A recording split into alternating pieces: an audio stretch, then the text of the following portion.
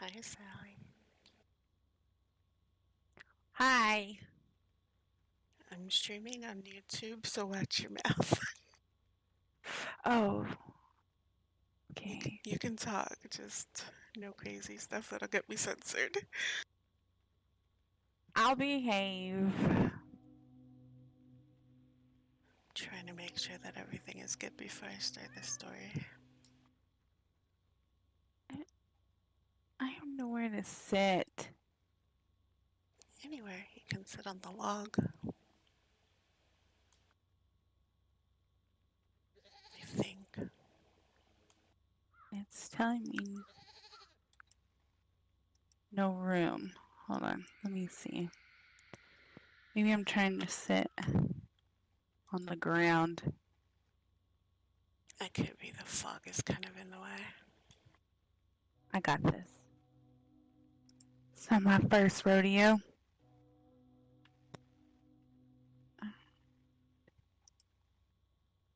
Well, oh. What? No. There we go.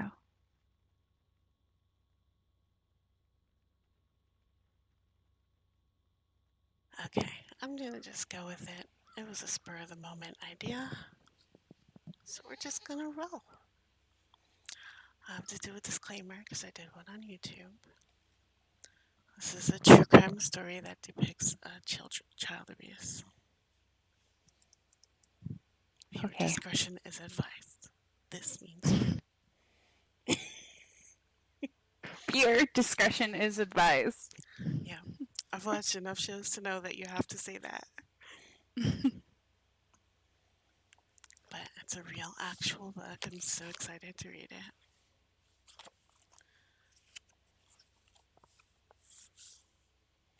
It's called True Crime Stories, Twisted Tales of True Crime, Murders, Disappearances, and Serial Killers. Happy birthday to me. Yes, girl. This is my birthday present from Nicolo. Nice. Here we go. House of Horrors is the name of the story, and it is chapter 1 of my book. Each story is a chapter. A small voice crackles through the line as the 911 operator answers. Jordan Turpin is 17 years old, but the hesitance and fear in her voice disguised her age. When authorities saw her for the first time, they believed she was no older than 10, as she tried to get everything out as quickly as possible. As soon as the operator asks her what the problem is, she launches into a report from hell. Jordan told the 911 operator the most unbelievably cruel conditions in which they lived. Jordan and her 12 siblings held against their will. Some chained and all are starved and severely abused. Their captors are not strangers or psychotic kidnappers. The perpetrators are their parents. Within minutes, Paris County police officers descend on the house for a welfare check. What they find will be beyond belief and will horrify the world. Louise Turpin met her husband-to-be in the 1980s when she was a very young teenager. David Turpin was already in his 20s, but the age gap meant nothing to either of them, and as soon as Louise turned 16, they married. For Louise, it was a way to escape a severely abusive childhood in which, as her sister would later claim, they were subjected to sexual abuse by their grandfather with their mother's knowledge and consent. In David, Louise likely saw the promise of a stable future. He was smart and successful, earned a good salary as an engineer.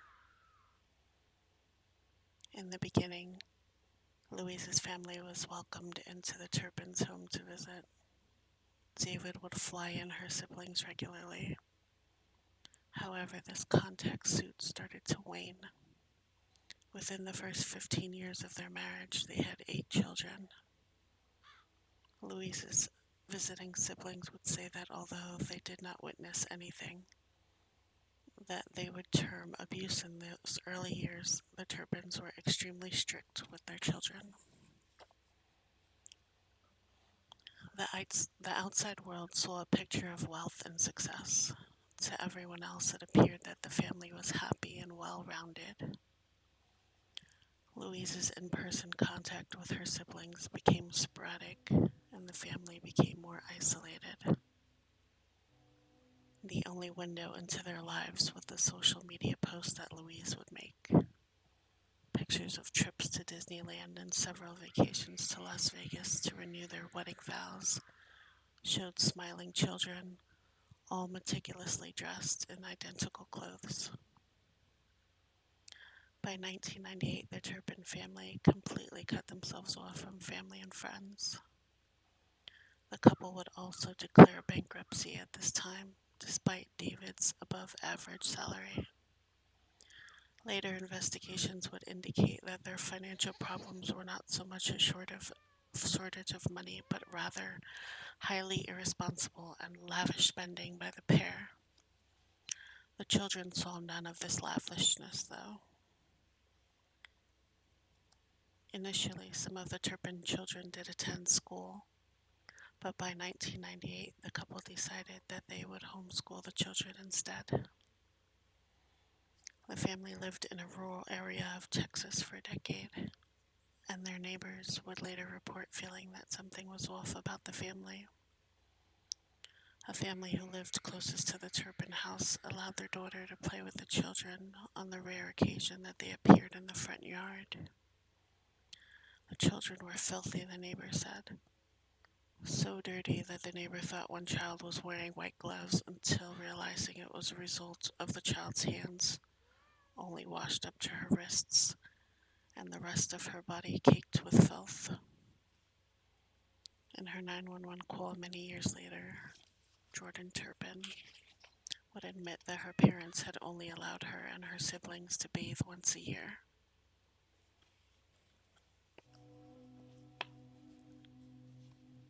By the time the Turpin couple left the house in Texas, they had added another 4 children to the family. The alleged impetus for that move was the escape of one of their children. One of the female children had escaped the house and tried to get help when they still lived in Texas. Sadly, the people she approached for help thought that she was mentally challenged and did not believe her story. They returned her to her parents, and in reality, the girl was so malnourished that she was unable to speak correctly. The isolation from the outside world also made the children painfully shy. There was no homeschooling given to the children, as the Turpins claimed. Instead, decades later, when rescuing the children, they were found barely able to read and write. When the Turpin family vacated their Texas home, they left it behind in a horrific state. The house looked as though it had not been cleaned in years. Piles of dirty diapers scattered throughout the living areas, the walls caked in filth, patches of human excrement found on carpets, deceased pets found decomposing within the house. They also allegedly found chains attached to the beds as well. Sadly, the condition of this house only came to light after rescuing the children. Having left Texas, Louise, David, and their 12 children moved to California. This move signaled a change in the Turpin couple. Their abuse escalated, and their ordinarily strict religious lifestyle suddenly decayed.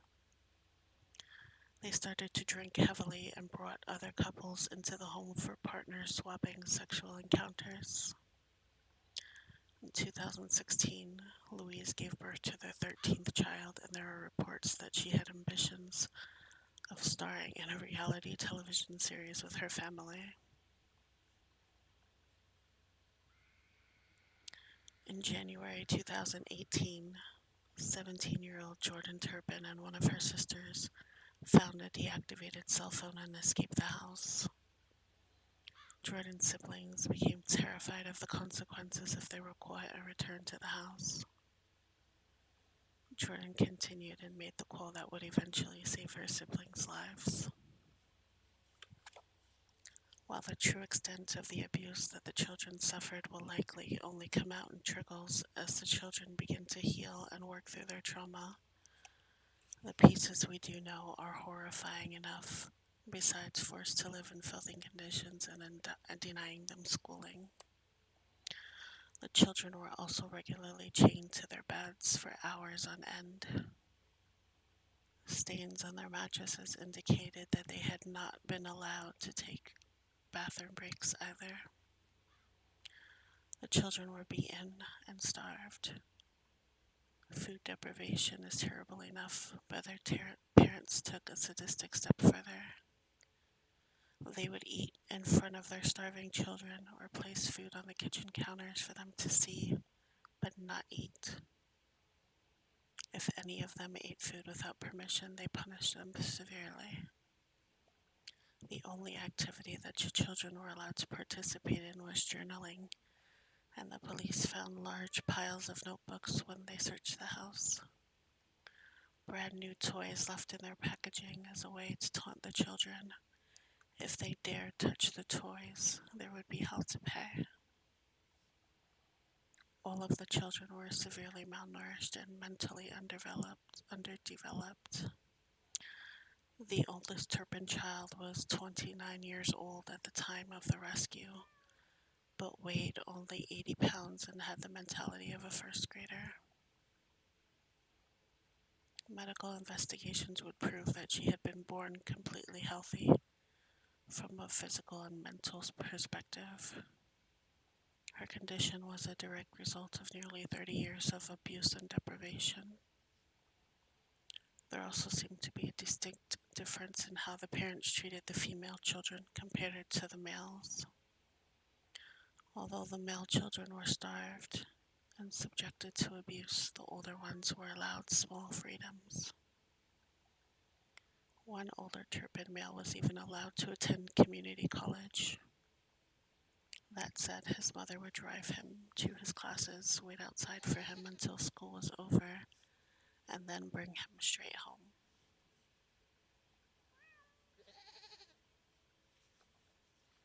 After their rescue, the state took care of the Turpin children, managing their recovery very carefully to ensure they learned to trust the people caring for them.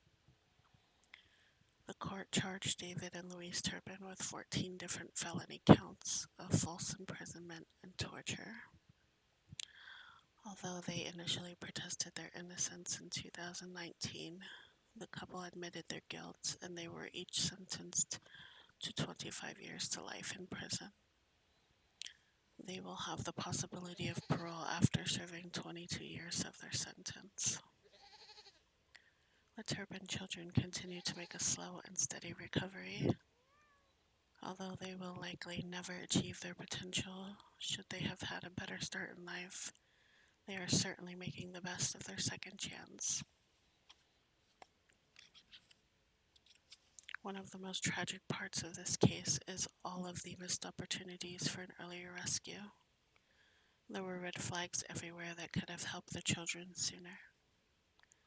While it's easy to look back in hindsight, Texas state surely should have made someone consider whether that was a suitable environment for the children and speak up.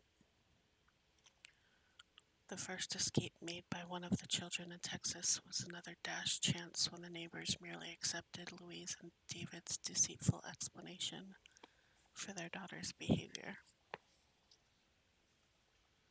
Countless neighbors came forward after the rescue to say that they had noticed odd things about the family, yet no one called authorities.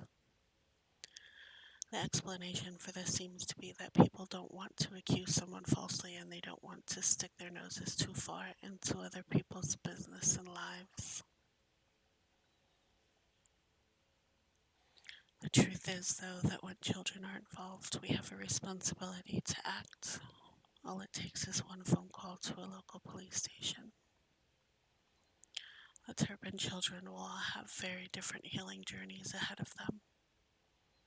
It is probable that despite the horrors they experience, some will find it difficult to separate themselves from their parents and may maintain voluntary contact.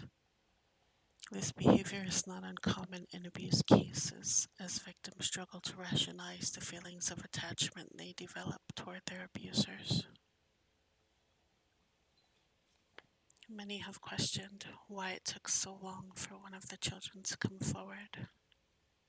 So many of the children were over 18, technically adults, that the public found it difficult to understand why they had stayed inside the house. Besides the physical restraints put on them, the mental constraints were likely far more powerful. It is the abuser's nature to isolate their victims and ensure they have no means of escape. The children probably had no idea who police officers were or could trust the outside world for help. The resounding question in this case remains, why would parents do this to their children? While both David and Louise were mentally fit to stand trial, this does not discount the possibility that mental health issues were at play. The existence of such mental health issues also does not excuse their actions. David does seem to have been the dominant person in the relationship, and he was the only one who worked outside the home. He also held all of the financial control. So there is a possibility that Louise felt like she had no other choice but to comply. Many of their children disagree with this, stating that their mother regularly abused them without their father being present. She was often the instigator for new and horrendous forms of torture. And while we may never know really why the Turpins did what they did to their children, it is evident that the ridiculous duration of the abuse was utterly unnecessary. Missed opportunities by authorities and individuals exasperated the situation. In the end, though, the responsibility lies with David and Louise, who chose to bring children into this world and then chose to torture and abuse them systematically. They are now where they belong, and we can only hope that their children will live happy and healthy lives.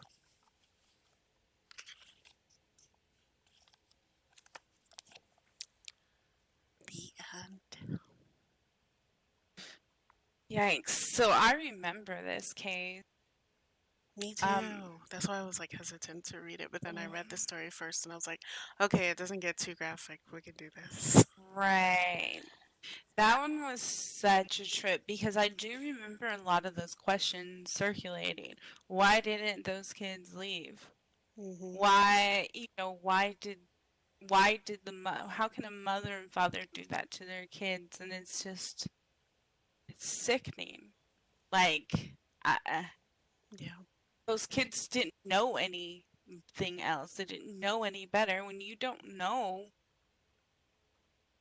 anything besides what your parents tell you, I think that it was very brave of that girl to, Yeah. break free. There was a sense in her that was like, this isn't right.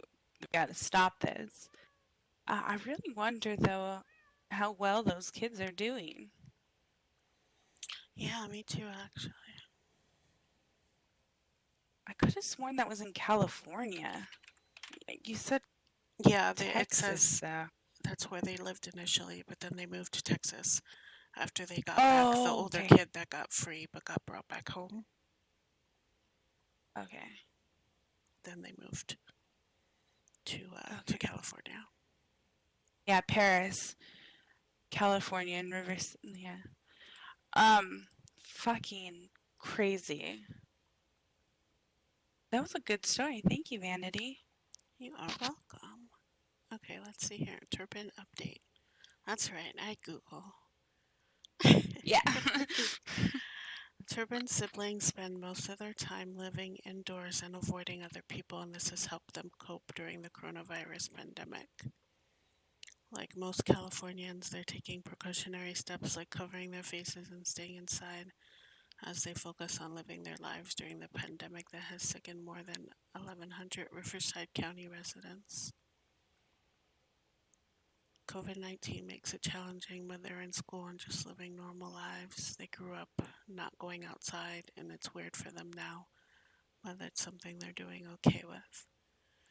The adult siblings still live in places across Southern California as they assimilate into traditional lifestyles after years of abuse and imprisonment at the hands of their parents, who were sentenced 1 year ago to life in prison. Little information about the six younger siblings has been disclosed because they are minors. Hmm. David and Louise Turpin pled guilty in February 2019 in the Paris case that sparked outrage and drew attention around the globe. The couple was arrested in January 2018 on suspicion of abusing and torturing their 13 children, who endured years of starvation, beatings, and captivity. Abuse was so bad that the siblings suffered long-term disabilities that included stunted growth. They were rescued when one of their children, a 17-year-old girl, escaped after 2 years of planning and called authorities using a cell phone she hid from her parents. According to an article released, Riverside County Deputy District Attorney Kevin Beecham said several siblings knew about the escape plan, which was at least a second attempt to flee. Circulated photos show that the family gathering in Las Vegas so David and Louise could renew their wedding vows, and it appears the siblings never forgot the experience. They knew that there's this place called Vegas, and it was one of their happy times they had in their life, so they're like, we need to get to Vegas. They contacted a taxi company for a ride, but the escaped attempt failed because they didn't know whether drivers should pick them up or where they wanted to go. District Attorney spokesman John Hall confirmed Beecham made the statements but said his office wouldn't comment further. The younger siblings have reportedly been adopted, but Osborne said the older ones are doing well. They're all pretty much living independently. They obtained or are working on securing their general education development degrees while using public transportation or bicycles to get by. Osborne said some are interested in teaching or engineering, and one of the siblings graduated college and is pursuing a career as a medical field technician. It was a completely new experience to that client. It was frightening a lot of the time, but completely gratifying. The biggest experience from the past years has been interaction in the community and development of friendships as they try to move on from their tragic experience. They don't want their experience they went through as children to define them. They want people to know they are normal, young, healthy adults doing what everyone else is doing out there.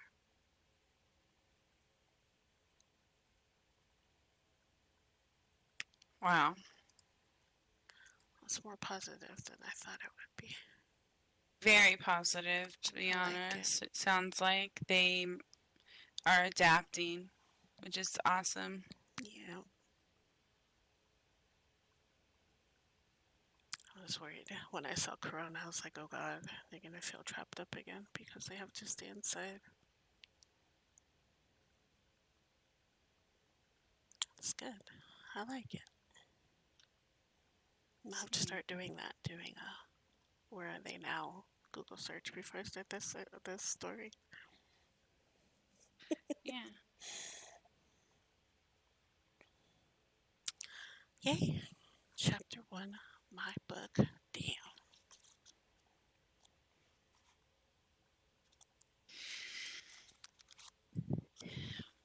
True crime. My favorite thing in the world, pretty much. Right. Besides weed. Weed and true crime. Sorry.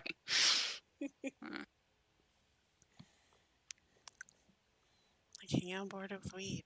I mean, I've had it before, but that was so long ago.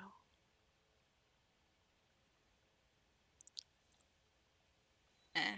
All I did was fall asleep on random hot guys. Yeah, that's what you said. That is what you said. Listen, Not me. the sleepy I do. is real. Well, yeah, yeah, you definitely get sleepy and hungry, creative. A lot to it. Or you can get sucked into true crime shit and go down rabbit holes. Okay, I have a story to tell you about the hungry thing. So I'm going to say goodbye to YouTube because I need to end this stream. I'm not going to be recorded telling this story. Okay. Bye.